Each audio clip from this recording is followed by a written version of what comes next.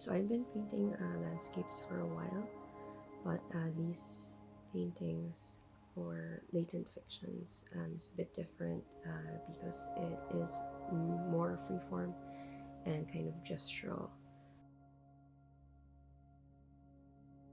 Right before moving to the UK, I worked on this painting that was just projections of my kind of feelings of unease and anxieties, and I think that a lot of what I tried to do in this series of paintings was an expansion of that.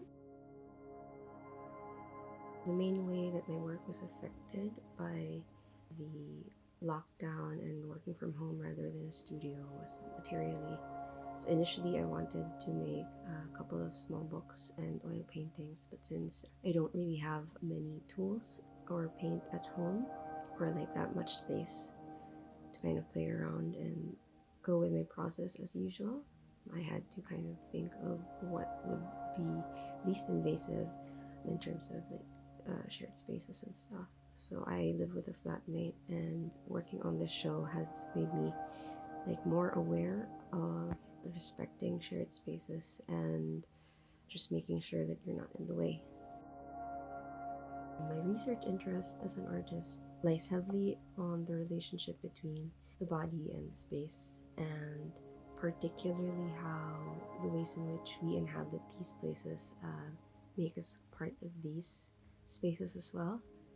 So when I paint landscapes, usually I make them the subject of the painting, and viewing the painting from an outside vantage point, I think creates kind of tension between is being seen and who sees. When I paint my landscapes, I usually don't have any specific place in mind. So these are like more or less interactions between me and the paint, and a realization of the world that has not yet been seen or hasn't existed in memory or image prior to me putting paint down on the paper. I think for my landscapes, there is always a sense of wanting to be elsewhere. It's a response to that of being landlocked and in some ways being stranded in one place.